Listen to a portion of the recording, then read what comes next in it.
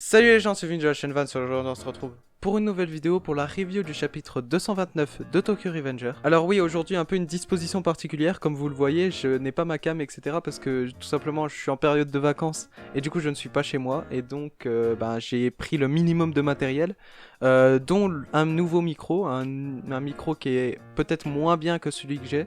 Dites-moi en commentaire si ça va à peu près le son. Normalement je le verrai au montage si ça va ou pas. Mais bref, là aujourd'hui on est là pour parler du chapitre 229 de Tokyo Revenger qui est sorti un lundi bizarrement, qui est sorti beaucoup plus tôt que les derniers, et qui a tout simplement été splendide dans la réalisation, dans le dessin et puis dans son contenu. C'est parti.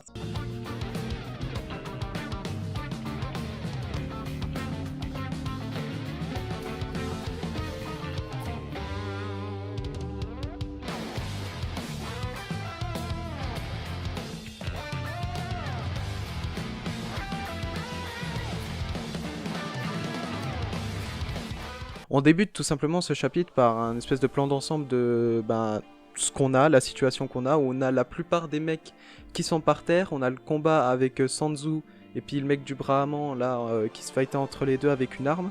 On a des gens qui sont par terre, des gens qui vomissent même, pour montrer un peu la violence du combat.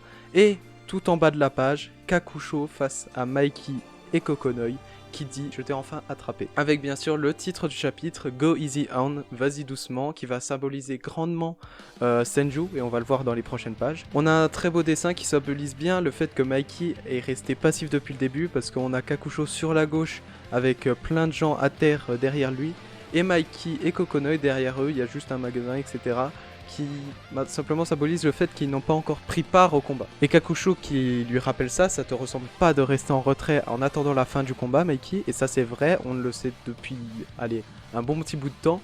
Mikey c'est toujours l'un des premiers à foncer dans la bataille, on l'a bien vu face au Valhalla, on l'a bien vu face à Moebius, c'est toujours le premier à foncer dans le tas, avec Draken bien sûr. Mais là il nous dit je voulais juste regarder tranquille, mais bravo à toi Kakusho. Donc là en fait Mikey en tant que chef du Rokuara Tendai du Kanto Manjikai, il est là et il regarde juste qu'est-ce qui se passe avec ces hommes qui se font tabasser bien sûr et tous les autres aussi, et il est là en tant que spectateur, donc je trouve ça assez bizarre. Ça montre bien le changement aussi de mental qu'il a, Mikey, et donc peut-être un combat qu'on va en voir entre Kakusho et Mikey, parce que Mikey justement, Kakusho qui dit j'ai toujours voulu me battre sérieusement contre toi, et là on a un face à face entre les deux, mais on passe directement à ce qu'on voulait, le plus intéressant bien sûr, South face à Senju. Takeomi qui bien sûr alerte Senju sur la force de South, parce qu'on l'a vu, Wakasa et Benkei se sont fait démonter, Takeomi aussi. Et puis Senju du coup qui se tient face à South, et Takeomi qui lui dit arrête, t'es pas encore prêt à combattre, etc. Et Senju qui lui dit clairement et purement et tout simplement ta gueule Takeomi. Et elle a raison franchement. De toute façon Senju, on nous l'a toujours dit, c'est la plus forte du Brahman. Et le fait que Takeomi lui dise non c'est bon on va s'occuper tous les trois, Wakasa, Benkei et moi, de lui, Senju elle pète un câble et elle dit j'ai jamais voulu que le combat parte en vrille comme ça. Mais à ce rythme-là, le Brahman, il est fini. Et puis elle a bien raison, parce que si justement elle laisse Wakasa, Benkei et Takeomi se battre contre South, South il va les buter, mais vraiment, clairement. Il est pas là pour juste se battre, South, il est vraiment là aussi pour gagner cette carte des trois cieux. Et du coup, Senju qui se jette sur South et qui se fait frapper, mais violemment, d'une puissance que même Takemichi ou encore Takeomi sont choqués. Heureusement, elle a l'air d'avoir encaissé le coup, elle réussit à se relever même si elle a perdu je crois 2 dents, je crois que c'est, qui sont à côté. Et Takeomi qui lui dit arrête Senju, il a tabassé Wakasa et Benkei, qui en gros en l'alerte encore une fois sur la force d'Asaos, t'as aucune chance de gagner. Pas vraiment un bon supporter Takeomi hein, pour le coup. Et Takemichi qui pour l'instant est resté assez passif durant cette guerre des trois cieux, qui demande à Akashi en gros qu'est-ce qu'il veut dire par là. Takeomi qui lui dit que si Senju fait partie des trois cieux, c'est parce qu'elle a la première génération du Black Dragon derrière elle, seule elle fait pas le poids. Donc première information, c'est que c'est la meilleure combattante du Brahman, mais le Brahman, c'est-à-dire tout seul, il peut pas faire grand chose. Donc si on a un Wakasa tout seul, il va pas pouvoir faire grand chose. C'est pour ça que, on va dire, les 4 sont ensemble Et c'est pour ça que Takeomi ne voulait pas laisser Senju se battre toute seule face à ça. Et Takeomi, bien sûr, qui s'excuse face à la situation parce que Senju, elle est forcée presque de se battre face à South. J'avais tort Senju, j'ai perdu mon sang-froid, t'enflamme pas, tu bouillonnes trop. En gros, il lui donne que des avertissements parce que t'as un monstre devant elle, quoi. T'as South, le gars, il est pas là pour faire de la demi-mesure, il a des pulsions sombres en lui et il a envie de frapper du monde. Senju qui ferme les yeux, South qui s'apprête à donner encore un deuxième coup à Senju, et là je sais pas ce qui se passe, elle active la zone, elle active son Sharingan, elle active tout en même temps.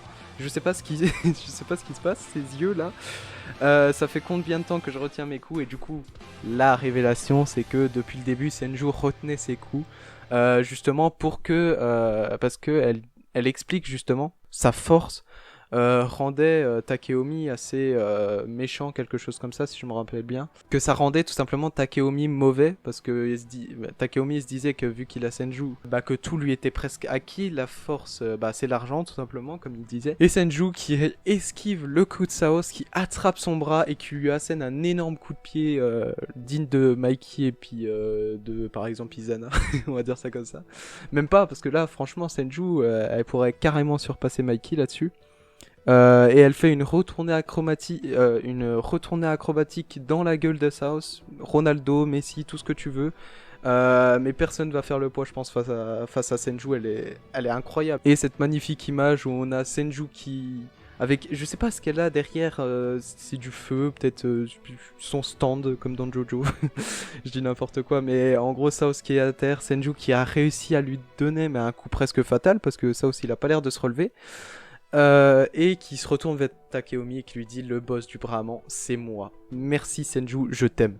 Elle était restée passive depuis le début de cet arc. Depuis le début, on la croyait comme tout simplement une fille qui, de ce qu'on avait entendu, était très forte, mais pour l'instant on l'avait pas vue à l'action. Et là, face à un type du niveau de South, elle réussit à l'étaler en un seul coup. Elle réussit même à encaisser ce que Wakasa et Benkei n'ont pas réussi à encaisser. Et Senju, tout simplement, qui a l'air trop forte. Je sais pas pourquoi, mais elle pourrait presque surpasser Mikey, là, je suis désolé, mais si elle réussit à étaler South, ce sera tout simplement la plus forte du combat et le Brahman risquerait de gagner. Enfin, risquerait plutôt...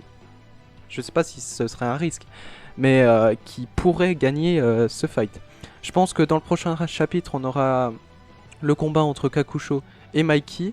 Peut-être des explications entre Senju et Takeomi, je sais pas trop. Mais ouais, je pense qu'on aura ce combat entre Kakusho et Mikey. Ce combat a été fait d'une main de maître par Ken Wakui entre Senju et tout simplement South. Et franchement, j'ai adoré ce chapitre. Bref, voilà, c'était tout. J'espère que ce contenu comme ça vous aura plu. Normalement, la vidéo sera assez courte, vu que je suis pas en facecam à bégayer un peu, etc. Et puisque c'est que de l'audio à traiter. J'espère que ça vous a plu, c'est normal si les images sont floutées ou retournées. J'ai appris par Raito, lui aussi qui fait des reviews de Tokyo Revenger et aussi je sais plus exactement c'est lequel l'autre manga. Mais tout simplement que je dois faire attention aux droits d'auteur et puis si on réussit à lire un peu la page sur ma vidéo, ça pourrait me risquer quelques trucs. Et du coup je vais faire un peu comme dans mes live reaction, du coup la page soit sera retournée soit un peu floutée. Surtout là, vu qu'il n'y a pas ma tête, du coup, votre œil sera concentré que sur ça normalement. Mais voilà, du coup, moi je vous laisse là-dessus. J'espère que cette vidéo vous a plu. Je vous dis à normalement samedi pour la vidéo sur MHA. Pourquoi regarder MHA? Et sinon, à la semaine prochaine pour de nouvelles vidéos. Ciao!